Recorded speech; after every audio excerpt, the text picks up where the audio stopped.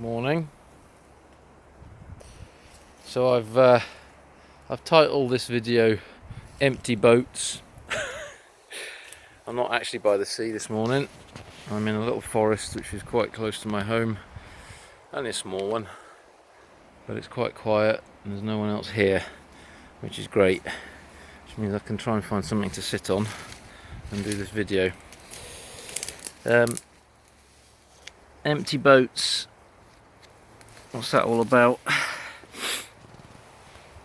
So as we progress on our path, whatever that might be, we kind of start to delve deep into the encapsulation of the darkness, okay?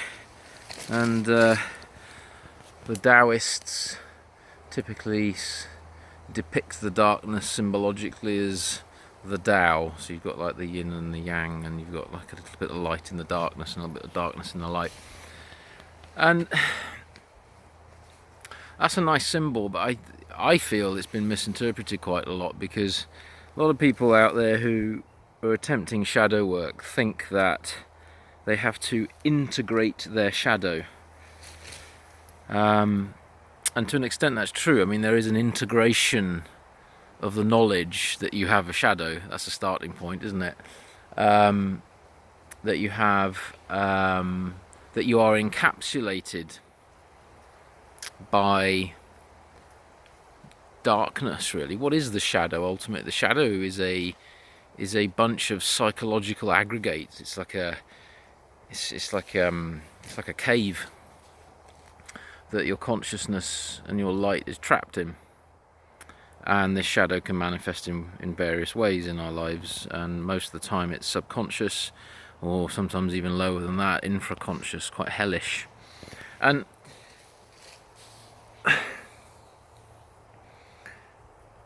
when we talk about integrating the shadow, initially when I was doing this kind of work and starting on this path, I thought it was about, I've got to accept all the grotty bits about me, accept all the bits that aren't socially acceptable about me, accept my anger, accept my fear, accept all of this stuff. And yes, again, that's true, you have to accept it, but that's not where, and identify it at times, sometimes you don't even know where you're trapped in the shadow, you don't even know where you've been living in the shadows. But to accept that you are is the starting point. But most people leave it there then. And I think in the new age kind of stuff that's out there at the moment, people talk a lot about balancing your shadow and your light. The balance between the light and the dark. Even when we go through turns of the seasons, and we go through various solstices and equinoxes and whatnot, people talk about the balance. The light is coming back, the darkness is coming back, the darkness is in balance or out of balance or whatever. And as a practitioner and as a person who is deeply committed to his path in this lifetime, I don't think it is about balancing the light and the dark, because you end up then with a double center of polarity. And I was reading a couple of books recently which I guess inspired this video, by Gurdjieff and Uspensky. Don't know if you've ever read them. They're really heavy going, actually. I wouldn't recommend it. but they talk about the creation of what's called a Hanasmus. I think that's how you pronounce it. But Hanasmussen is a being that's basically centered in two poles: the saintly pole and the murderous pole, the demon and the angel combined. It's a bit like a Chiron, half man, half human, half Homo spiritus, but half beast. And to an extent, I think we're all one of these things crawling across this planet right now. Where every single humanoid on this planet tends to have a double center of polarity, and particularly those who think that they have to balance their dark and light as an end point on the spiritual path as an endpoint into knowing themselves, I feel might be falling into a trap. I'll give you an example. For example, if I am a husband to a wife, and for 50% of the time, I'll be treating my wife kindly, compassionately, lovingly.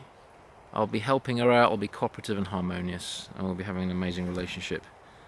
But for the other 50% of the time, I'll be beating her up. Okay? Because I've balanced my light and my dark. It doesn't make sense, right?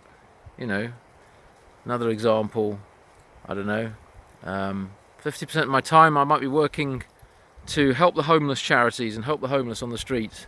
You know, I might be going there dishing out tents and maybe helping them find accommodation and buying them some food and maybe setting up a soup kitchen, all this kind of stuff, all the kind of altruistic stuff that people do, which is all well and good. But then for the other 50% of the time, I might be crawling the streets to go and beat them up and steal their money and nick their tents and cause problems for them, because it creates this, I don't know, this feeling of power over me or whatever. But I've balanced my light and my dark, right? I'm trying to think of another example now, but you kind of get my point, right? I don't feel it's about balancing your light and the dark. Okay, the darkness is an opponent. It's an adversary. It's a machine. It's like the Terminator. You know, it keeps coming back. It's something that we have to extricate our light from, but grow through.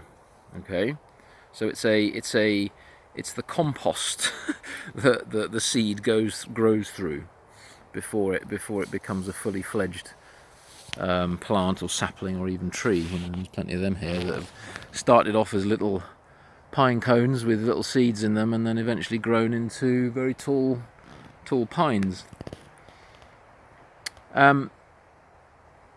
So our soul spark, our monad, whatever you want to call it, is essentially a seed that has to grow through this encapsulation.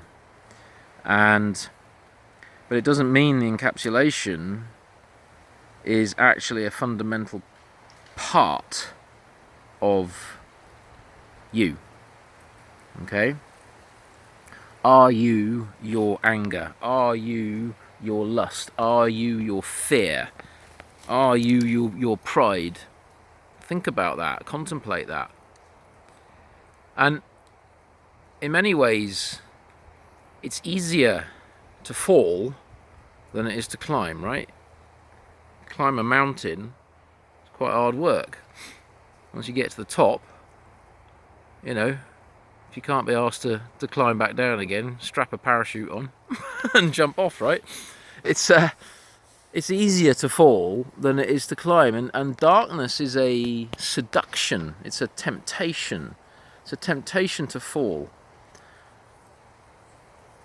It's like when people quote the Lord's Prayer, you know, lead us not into temptation. When I read that, when I speak the Lord's Prayer at times, when I say the Lord's Prayer, when it says lead us not into temptation, what it's saying to me is, help me not fall into darkness.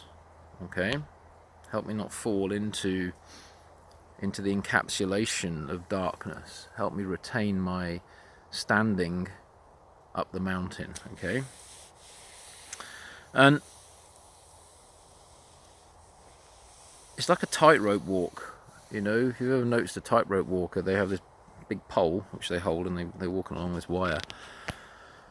And either side of them, there's lots of space for them to fall, right? But this tightrope is very narrow and very straight.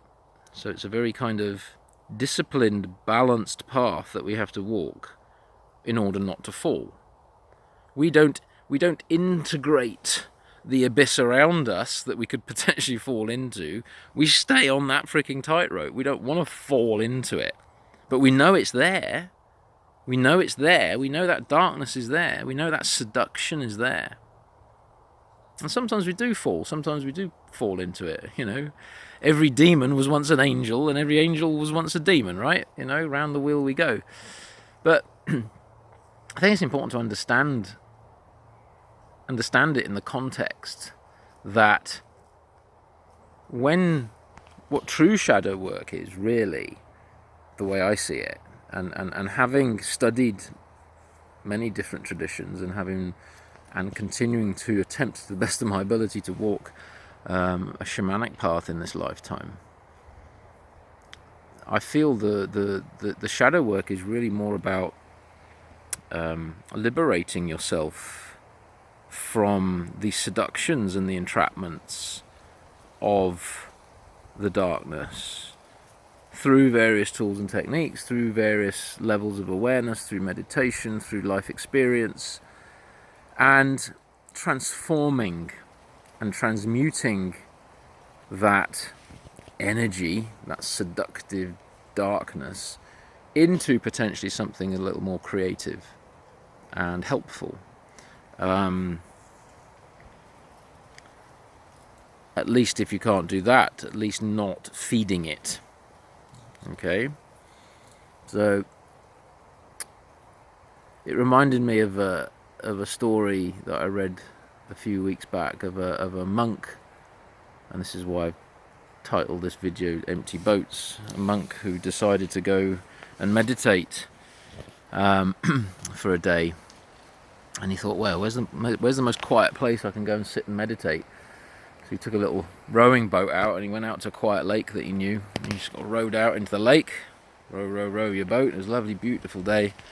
The lake was calm, and he sat there. He put his oars back in the boat, and he just started to close his eyes and went into a deep meditation. And the thoughts became stiller, and he was in a very, very relaxed, deep state. And after a period of time, who knows how long, he was suddenly and quite rudely awoken out of his meditation by a boat crashing into his boat. And as he felt this collision happen whilst he was in a meditative state, he began to feel the anger rising within him, that shadow of anger. And as he was opening his eyes slowly, getting ready to give the captain or owner of this other boat an absolute tongue lashing for getting him out of his meditation, when he opened his eyes, he realised that the other little rowing boat that had collided into him was empty, had no one in it. And so he was about to blame someone else for his anger. And with that came a very important self-realisation that the anger was within him, or rather a portion or a percentage of his awareness and consciousness is trapped in that encapsulation, that aggregate, that demon of anger, right? And so next time he got irritated or frustrated on his daily walk through life by people or situations, he realised that around him were just empty boats, and that the frustration and the anger was within him, and it was for him to master that and look at that and extricate his light from it, and not allow that darkness, that seduction of anger to take over and possess his choices and actions at that point in time. That, to me, is true shadow work. That's hard work. That's walking a really straight line, okay? That's being very hyper aware. That's using that tightrope walker's pole to kind of stay in balance within you. Not balance your light and dark. It's to balance, it's to maintain your center point within the vicissitudes and the amplitudes, right? And the wave functions of darkness and light that we walk through on a daily basis through life. So that was a nice little story of the monk, which kind of reminded me and inspired me to kind of speak this little video. So, you know, shadow work really is about, again, if you look at some of the parables in the Bible, there's another one that comes to mind, which is which really personifies shadow work, and that's the story of David and Goliath. Okay, David and Goliath. You've probably all heard of that story, right? Whether you've read the Bible or not. You know, you've got little David, a little boy, with his little slingshot and pebble, and you've got Goliath, the head of the opposing army, huge giant with a sword and a shield and a helmet, ready to kind of slaughter the other side, right? I can't remember which king or where it was or whatever. Okay, don't worry about that. That's not important. Important is the message behind it, right? So, what does that represent? What does David and Goliath represent? Goliath represents the amount of our consciousness that's trapped in, encapsulated in darkness. A big fucking giant, right? A huge amount of our consciousness and awareness is trapped in shadow. It's trapped in fear and anger and pride and guilt and shame and lust and all these things which, you know, very seductive. We can play in them. You can play in the shadows for as long as you want, all right? But we have a little bit of consciousness that's aware and free, you know, that's fortunate, you know. I think most people are losing even that little bit. So let's just say 95% is trapped in Goliath, in the shadow. You got 5% that's free to do the work. That's David. David represents the small amount, the 5%. But with awareness, using that 5%, you can start to liberate the 95%. You can start to pull out the other 95%. You can kill the giant with one little pebble, with a well-aimed shot, by walking a well-aimed straight path. But it takes work, it takes discipline, it takes awareness. Okay, it takes practice. So David and Goliath. I like that story. So yeah, so shadow work isn't about balancing your light and dark. Okay? You know, you don't want to be a murderer and a saint. Yeah. Make your choice. Make your choice. You know, each choice has a consequence, okay? But again, it's not even about being a saint or a murderer. It's about understanding that these are just two polarities, okay? And that the true path through the shadow or of the shadow is to grow the light and to self-realize through it. Is to realize what you really are within the encapsulations of all these aggregates. I mean, this tree standing next to me here is the body of an elemental spirit. It's the body of a dryad, of the dryad of the pine trees here, okay? That dryad is encapsulated in this beautiful solid tree, okay? It's the body of the spirit of that particular species of tree. Just like, you know, my body is one of almost 8 billion bodies encapsulating the spirit and soul of humanity in the making, I call it, because ultimately we don't behave very humanly at the moment. So remember the empty boat story, particularly in these days when you're seeing a lot of unrest in the world and a lot of anger and righteous anger and all this kind of stuff. I mean, anger is anger, isn't it? And fear is fear. That's all fear can do. There's no right or wrong fear. Fear is just fear. Yeah? Fear fears, anger angers, pride prides, lust lusts, yeah? Shame shames, and guilt guilts, and greed greeds. Okay? So they can't do anything else. They're just machines. These aggregates, these shadows, they're mechanical forces. And we have to wrestle them. They are our opponents. They're not our enemy. They're our opponents. They're a way for us to grow through them. And a bit like, you know, I'll use another analogy before I close off. If you've ever done martial arts or practiced wrestling or a bit of jiu-jitsu or MMA or anything like that, sometimes when you get pinned on the deck by your opponent, one of the techniques is to actually bring them closer to you. Okay, so that they can't come up and start punching you. You close space, yeah? So you close angles and you close space to protect yourself. And by doing that, what you're doing is you're actually creating a breathing space. You're creating time for yourself to contemplate and think, and eventually flip and free yourself. But you might be sat on for quite a long time. So if you're suffering with fear or depression or anxiety or anything like that, you might have to sit through it for a little while until you can understand it, contemplate it, understand which shadow is really in operation. Typically fear, the demon of fear, the chameleon of fear, which then can manifest as anger and anxiety and depression and fear of failure, and more importantly at the moment, control. Yeah, who likes being controlled? Yeah. So what's coming up for you? What's coming up at the moment? What shadow qualities are being kind of brought to the surface by these empty boats that are floating along the lake of our lives right now? And how are these things manifesting for you?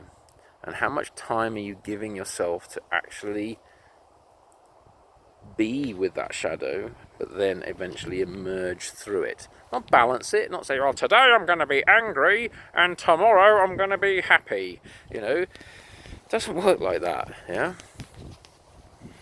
So, yeah, contemplate that and understand that, we're all going through it to some extent or another, some more than others, and it's okay. It's part of the path. So keep going, just keep going through it. Keep walking through the forest where it's a little bit dark at times, but where was it? There we are. There's a bit of light coming through there now. Yeah, and if I turn the camera, there's light and there's open spaces that are waiting for you. So if you want to understand any more about this kind of work, or want to understand more about yourself, get in touch through my Facebook page, Be Shamanic. I'm actually running a workshop in February in Cardiff. I can't remember the date. I think it's mid-February, but it's on my Facebook page, called Umbra Poetica. Basically, using the medium of poetry and various shamanic techniques to delve into the shadows that we are all encapsulated within, and start to bring that conscious awareness to the light, and start to express that in ways where we can comprehend and understand it more, and ultimately not allow the shadow to live us. I think that's important as we progress on our path. So have a great day wherever you are, and speak to you again soon.